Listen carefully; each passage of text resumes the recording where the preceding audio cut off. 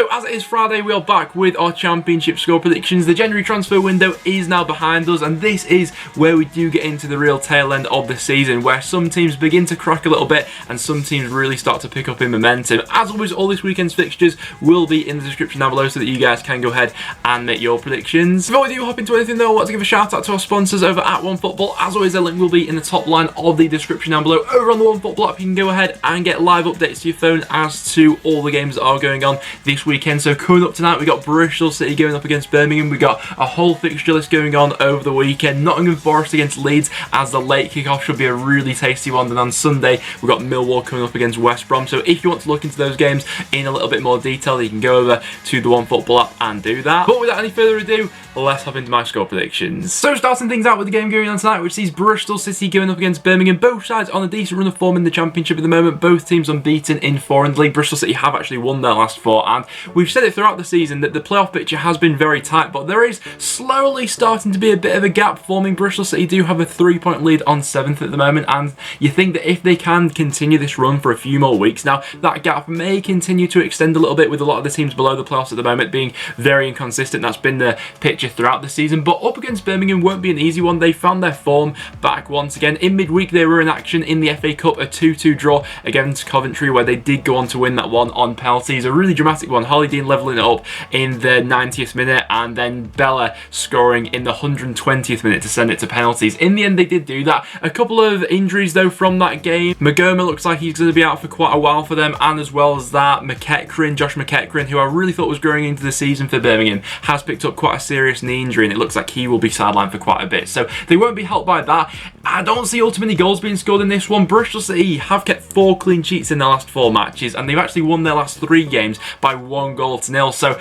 I feel like there won't be all too much to separate these two, but I'm just edging towards Bristol City. I'm going to go 1-0 with not much in this one. Thief is going to say it'll be 1-1. As the early kickoff on Saturday, we then got Wigan going up against North End, and Preston are that side in 7th at the moment, chasing down Bristol City, and there is a 3-point gap between the two sides at the moment. It's important that we look to take advantage of these sorts of games against a side like Wigan, who are currently in the bottom 3, but in fairness to Wigan, they have slightly picked their form up lately. They've won their last 2 matches. Obviously, that last one in the Championship, beating Leeds at Ellen Road, surely has got to be a massive confidence booster for them. And Preston's record at the DW hasn't been great. We always seem to play well against Wigan when we're at Deepdale, but our last win at the DW was all the way back in 2000. So we'll be looking to put that right in this one, but I feel like Wigan will be quite comfortable in defending in the deep block for this one. And for Preston, if we are going to win it, our creative players behind that striker, the likes of Daniel Johnson, Josh Harrop and Scott Sinclair, who got his first goal last weekend against Swansea, are all going to be absolutely vital for this game, because if they can't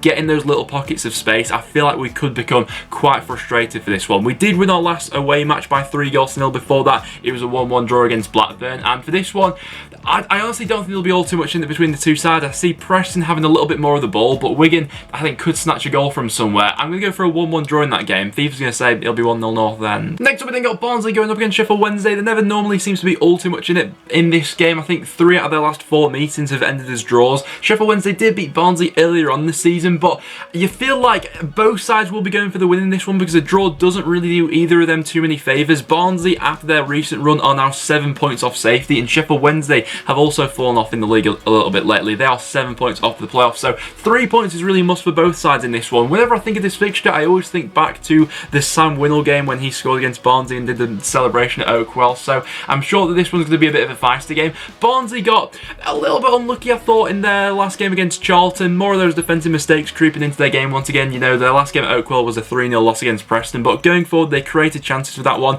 just needed to be a little bit more clinical, and you feel like they will get a little bit of joy maybe going forward against Sheffield Wednesday. Although saying that, they have been fairly decent at the back. They've just been a little bit frustrating going forward at times. Dominic Iorfa, I think, has been coming up with some crucial performances for Sheffield Wednesday, their last game being a goalless draw against Millwall. I feel like at times Wednesday are a little bit better suited to playing on the break and playing away from home, and they can be I don't don't think there'll be much in it, but I think I'm just leaning towards Wednesday. I'm going to say 2-1 Wednesday, with Thief saying it'll be 1-0. Once again, not much in that one. Next up, we then got Blackburn going up against Fulham. Fulham looking to break into the top 2 as soon as possible. They're currently 3 points away from that. A good win for them last time, although they did make it a little bit difficult for themselves. They were 3-0 up against Huddersfield. Huddersfield brought it back to 3-2, but they had Rodak to thank for all 3 points in the end, who has been absolutely terrific since he's come into the first team for Fulham. But going up against this Blackburn side won't be easy. They've found themselves on a decent run of form, but they just cannot catch any look at all this season with the injuries that have been piling up for them, you know. Earlier on in the season, we saw Greg Cunningham, and his loan spell ended up being cut short as he picked up an injury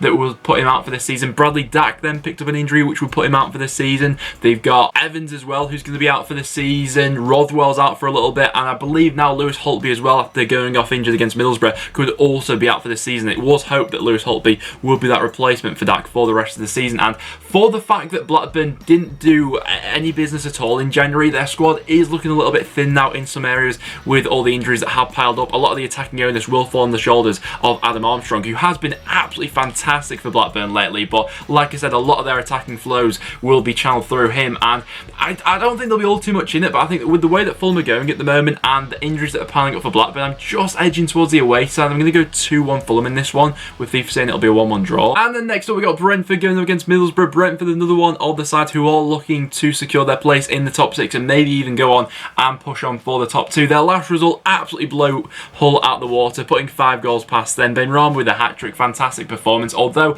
I think this one against Borough will be a bit of a different test. Middlesbrough, who have only lost 1 of their last 8 matches in the Championship, they don't concede many goals at the moment, Middlesbrough, so this will be a real test of Brentford's forward 3. Middlesbrough, I think that I'd quite like to see Revel Morrison given a run out sooner rather than later. Obviously, with the injury to Patrick Roberts lately, they've been missing something to play a little bit more on the counter-attack. I'm interested to see how the partnership between Fletcher and the Metcher matures as the season does go on, but with someone like Roberts out at the moment, I'd really like to see what Revel Morrison is capable of at this level. But with the way that Brentford are going at the moment, you'd think that if they do manage to get that first goal, if Middlesbrough aren't able to frustrate them for as long as possible, then maybe they can just go ahead and get through this one. I don't think there'll be much in it at all, but I'm just going for Brentford with that power they've got going forward. I'll go 2-0 Brentford in this one, with Thief saying it'll be 1-0 Borough. Next up we got Huddersfield going up against QPR. Huddersfield in a really dramatic game at the weekend, losing against Fulham, but they probably should have gone on to get a point from that after being 3-0 down. Emile Smith-Rowe with a goal and assist in that game. I think that both sides going into this one have really dynamic forward options. You know, Huddersfield at the moment with Emile Smith-Rowe playing in that number 10 role. They got Mounier ahead of him, Colin Grant on the left with O'Brien and Chalobah in behind. I think that's a really good attacking lineup. It's just defensively at times Huddersfield can tend to shoot themselves in the foot, and I think the same can be said for QPR. It's still yet to be seen how the absence of Nahki Wells will affect QPR going forward for the rest of the season, but I still think that that forward 4 that they can play with, you know, Asai Samuel, Eze Chair, all behind Jordan Hugill, still very capable lineup for the Championship. Jordan Hugill and Nahki Wells, worlds apart in terms of the strikers that they are, so they do have to adapt their game plan a little bit more, but whereas Nahki Wells, that's someone who will run in behind defences a little bit more. Jordan Hugill, someone who can lay off, press back lines and set people up for goals, so you'd expect that those midfield 3 behind Hugill to be chipping in with more goals as the season does go on, as he's a very good hold-up player. But for this one, you feel like after Huddersfield last time, I feel like they may just get through this one, and with their attacking lineup and QPR being a little bit dodgy at the back, I'm just going to go 2-1 to Huddersfield in this game, with Thief saying it'll be 1-0 Town. Next up we then got Luton going up against Cardiff. Cardiff were in action in midweek, another game against Reading, I think their 3rd meeting in 10 days. Once again it finished as a draw, but Reading managed to walk away, advancing to the next round as they did beat them on penalties. Cardiff were 2-0 up in that game and did look like they were cruising at one point. Really good goal by Murphy, and then Glatzel followed it up. Murphy then with another goal, but Reading in the end had too much for them. Cardiff's penalties were pretty naff in that game. But going up against this Luton side, I think they need to take full advantage of the home games they've got between now and the end of their season. The next 2 games that Luton have got are both at home now, and with them currently 7 points adrift of safety, it really feels like it's now or never. They did win their last match at home 3-2 against Derby in quite dramatic circumstances. This one against Cardiff, I'm not sure which way I'm swaying towards really. Obviously Luton Luton do have the capabilities of, when they do get the ball down and play, that diamond can be very effective and they can score goals, but just with how open they leave themselves at the back sometimes, I think they might be able to get a point from this one. Cardiff have been drawing a lot of games recently, but I'm not sure if they're going to have enough to win it. I'm going to go for a 1-1 draw. FIFA's going to go 1-0 Cardiff. Next up, we then got Reading going up against Hull. Not much separates these two in the table, just 1 point between 14th and 15th at the moment. Like we were just mentioning, Reading were in action in midweek, finally managing to get past Cardiff after meeting them for the 3rd time in 10 days, beating them on penalties, and considering they came behind twice in that match, showed good character in that one. Sonny Aluko, of all people, scoring the winning penalty to advance them to the next round. But they're going up against this Hull side who are not in a good run of form in the Championship at the moment. They've lost their last 4 matches now. Their last one, bit embarrassing. I mean, it was embarrassing. 5-1 at home against Brentford. We all know how good Brentford can be, but they weren't helped by some truly awful defending from Hull in that game. And Reading, they themselves haven't been on the best of runs in the Championship lately. They have been dropping down the league gradually, but with Reading, you never know which side's going to turn up for them really, because sometimes they look to play a little bit more direct where they're not really too easy on the eye, but when they actually look to play through midfield with the quality that they've got in those areas, they can actually be a really nice side to watch. And when they do play that effective way, I actually think they score a lot more goals. So for this one, I think that FA Cup game may give them a bit of a bounce, and with Hull not playing well at the moment, I'm going to go 2-1 Reading in this game, with FIFA saying it'll be 1-0 Hull. Stoke versus Charlton is our next game, and a big one at the bottom of the Championship. With the way that Wigan have slightly picked themselves up lately, winning their last 2 matches, I think that both clubs will have an eye over their shoulder. Stoke, who have been fairly consistent at home lately, I think it has to be said, unbeaten in their last 5 home matches, going up against this Charlton side who did win last week against Barnsley, winning 2-1, but away from home is where they have struggled for the majority of the season so far, so you'd probably be leaning towards Stoke for this one. But I've come to expect from Stoke that all logic sort of goes out the window when you're predicting a Stoke fixture. Like, there's no real point in looking into the past games because you just never know who's going to show up for them. You know, the last game in the Championship, they lost 4-0 against Derby, so they'll probably go and win this one 5-0. But at home, they seem to be scoring a few more goals here and there, and with Charlton away from home, I think they've tried a couple of different systems, but Lee Bowyer's still trying to figure out what works and what doesn't. I do think they have more going forward now, especially after the January transfer window. I'm going to back them to get a point. I'm going to say it's going to finish 1-1. FIFA's going to say it'll be 1-0 Charlton. That is a really 50-50 one for me. Swansea versus Derby up next. Swansea 4 points away from the top 6. A win in this one will be massive for them. Like we were saying before when we were previewing the Preston game, if neither side below the top 6 starts to gather a little bit more consistency in the next few weeks, we could see Bristol City and the rest of that pack starting to pull away a little bit. So 3 points in this one would be big for them. Swansea's last game was a 1-1 draw with Preston. I thought it was sort of a typical away performance. They defended well and took their chance when it came along. You know, Joe Roden, it was good for them to have back in the side. I think he's going to be big for them for the rest of the season. Brewster looked a real threat for them. I think he'll score quite a few goals for them actually, especially if the service is there. But Derby have really had an upward trend in form since the start of 2020. That game against Luton being the only sort of chink in their armour. They did also win in midweek, beating Northampton, putting 4 goals past them. Wayne Rooney once again on the score sheet. Jack Marriott also getting back within the goals as well. And this Derby side really seems to have a lot more balance to it at the moment, especially going forward. Koku seems to have figured out how to get the best out of people, and I think they'll give Swansea a real run for their money in this game. And for a score prediction, I'm going to go for a 2-2 draw in this one. I don't think that Derby will be any mugs in this one. FIFA's going to say it'll be a 1-1 draw. Not much in it between those two. And then as the evening kick off on Saturday, we see Nottingham Forest going up against Leeds United. Forest currently find themselves 4 points behind Leeds, so should they win this one, the gap will be reduced to just 1 point. And the game doesn't come at a brilliant time for Leeds. Of course, Calvin Phillips is still going to be suspended for this one. As well as that, I believe that Sam Bissau could be back starting for Nottingham Forest. If you look at Forest record with and without Sau, it's absolutely night and day in terms of the amount of points that they pick up. So the midfield battle, that's going to be a crucial one for Forest in there. With Leeds, I think a lot of people thought that the turning point of their season would be that Millwall game, coming back from 2 goals down to win it, but then Wigan rocked up to Ellen Road and it was sort of a smash and grab performance. They walked away with all 3 points. They can't allow the same to happen in this one, but you feel like it's got the writing on the wall already. If Leeds are going to have about 60 shots or something like that, they'll put an abundance of crosses into the box, but that one chance will fall to Forest and then they'll walk away